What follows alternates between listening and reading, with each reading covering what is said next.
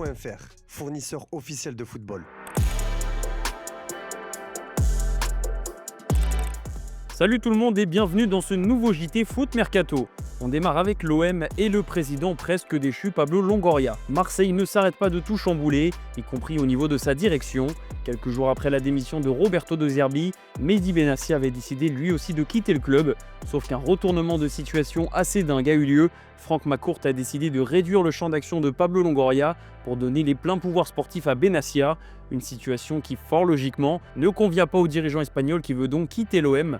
Sauf que pour le moment, Pablo Longoria n'est pas parti et pour une bonne raison. Selon l'équipe, si l'Espagnol s'en va, l'OM perdra du pouvoir du côté de la LFP, puisqu'il avait un poste au sein du conseil d'administration de la LFP. Problème, pour être éligible à ce poste, il faut au moins 1 an d'expérience en tant que président de club, et personne n'est donc éligible à l'OM. Un souci pour Franck McCourt qui accorde une très grosse importance à la symbolique d'être représenté au sein de la LFP par un président de l'OM.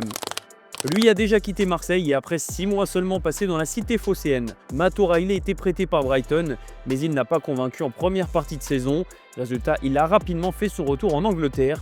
Le milieu de terrain danois a confié lors d'un entretien accordé à la BBC Radio qu'il n'était pas mécontent de revenir à Brighton. C'est très agréable de voir autant de visages amicaux. J'ai eu l'impression de rentrer à la maison, ce qui était vraiment agréable. C'était vraiment une expérience unique. Je suis très heureux de l'avoir vécu. Cela m'a fait beaucoup de bien mentalement d'apprendre à jouer sous une telle pression qui est incessante là-bas. J'ai vraiment apprécié certains aspects de cette expérience. Je pense être revenu plus mature et plus stable, ce qui était mon objectif. Je veux apporter une énergie positive à l'équipe et je pense pouvoir y parvenir après avoir passé 6 mois au soleil, a confié Matt O'Reilly. Même destin ou presque pour Angel Gomes. Il est arrivé à l'OM gratuitement l'été dernier en provenance du LOSC, avant de s'en aller 6 mois plus tard. L'international anglais a été prêté avec option d'achat à Wolverhampton cet hiver, sauf que les débuts en première ligue sont loin d'être idéaux pour Gomes. Même s'il avait montré de belles choses sur son premier match avec les Wolves, il vient de subir un premier contre-coup. Angel Gomes était de nouveau titulaire hier soir contre Arsenal, mais il est sorti sur blessure à la 22e minute. C'est son dos, c'est une blessure un peu étrange. On verra comment il va, on espère qu'il ira bien, mais pour le moment, il a le dos bloqué, a déclaré Rob Edwards, l'entraîneur du dernier de Première Ligue. Affaire à suivre, mais ce n'est pas une bonne nouvelle pour Angel Gomes, mais également pour l'OM. Et en parlant de l'Olympique de Marseille, après la nomination d'Habib Beye hier soir, sa première séance d'entraînement a eu lieu ce jeudi matin. Le nouvel entraîneur marseillais était également présent en conférence de presse et il a clamé toute sa joie de revenir à Marseille. Aujourd'hui, je suis en responsabilité, je le serai encore demain. Et ça me va tout à fait parce que c'est ce qu'on recherche aussi. Dans un club comme celui-ci, si vous ne voulez pas être exposé, il ne faut pas être là. Donc je sais aujourd'hui où je suis. Je suis content d'être là où je suis et je vous le dis, on n'a eu aucune contrainte en tout cas dans le fait de venir signer à l'Olympique de Marseille parce que la confiance a été posée par vraiment toutes les entités du club et en priorité M. McCourt qui a vraiment eu un discours à mon égard qui a été très important avec Mehdi. Et tout de suite, on a compris qu'on voulait travailler ensemble, tout simplement.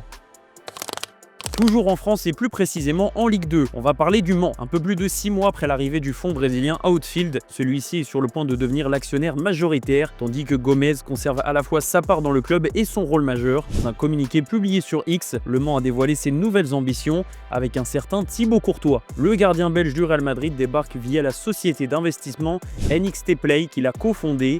À la lutte pour monter en Ligue 1 derrière le Red Star et la SSE, le Mans va tout faire pour terminer la saison sur les chapeaux de roue et pourquoi pas monter en Ligue 1 dès cette année. Allez, un mot sur la soirée Ligue des Champions et plus globalement sur ces matchs allés des barrages. Notre rédaction s'est pliée en 4 pour vous composer une équipe type. Dedans figurent évidemment Vinicius Junior, Désiré Doué et Anthony Gordon, mais également Noah Lang et Ogueux. Bref, je vous laisse découvrir tout ça. En revanche, il n'y a aucun joueur de club italien et c'est logique. Les 3 se sont inclinés, l'Atalanta Bergame, la Juventus et l'Inter Milan. Une défaite sans grosse surprise pour l'Atalanta qui a perdu 2-0 à Dortmund. En revanche, la Juve et l'Inter Milan ont été humiliés. La vieille dame est repartie avec un 5-2 de son déplacement en Turquie sur la pelouse de Galatasaray. Grosse défaite 3-1 également pour l'Inter Milan à Bodo Glimt. Bref, le football italien a vécu 2 jours très compliqués et c'est dans la lignée de ces dernières saisons. Nous sommes en chute libre, dépassés et distancés non seulement par l'Angleterre, mais aussi par l'Allemagne, le Portugal et l'Espagne.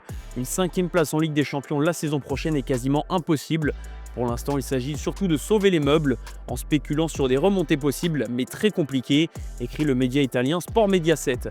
Il reste les matchs retour, mais c'est mal engagé pour les clubs italiens.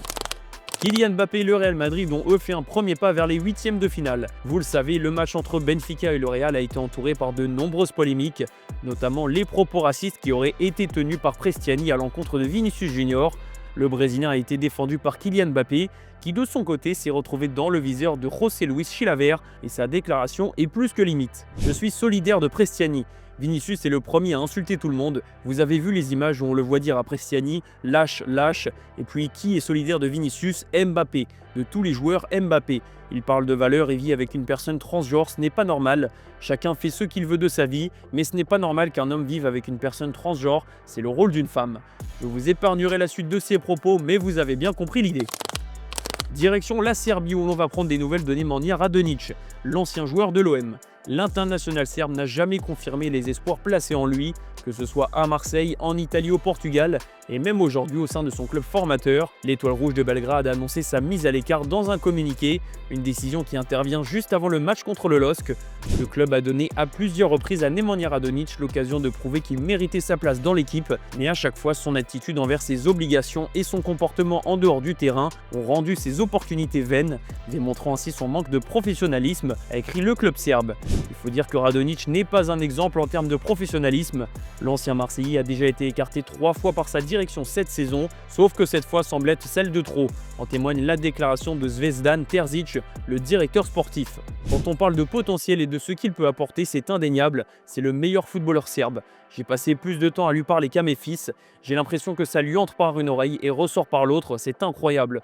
Un professionnel ne peut pas sécher les entraînements, choisir ses matchs, dire qu'il n'est pas là, qu'il n'est pas prêt. Il a peut-être fait tout ça parce qu'il se croyait mon chouchou, ce n'est plus le cas. Soyez-en sûrs, s'il fait une autre erreur, il ne sera plus à l'Étoile Rouge, il n'y sera plus.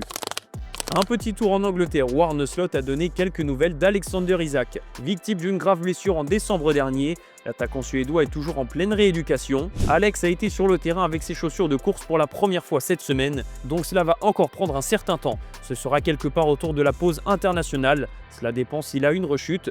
Fin mars, début avril, lorsqu'il sera de retour avec le groupe. Cela ne veut pas dire qu'il est prêt à commencer à jouer tout de suite, a annoncé Arne Slot. On va boucler ce JT avec l'image du jour. On l'a largement évoqué ce matin dans la revue de presse. Bodo Glimt a réussi un nouvel exploit hier en Ligue des Champions en battant l'Inter Milan, le finaliste sortant 3-1 en barrage aller. Le petit club norvégien vit un conte de fées depuis quelques semaines et le public de Bodo savoure le plus possible ces moments. Je vous laisse sur ces belles images, merci d'avoir regardé ce JT et comme toujours on se retrouve dès demain matin sur Foot Mercato.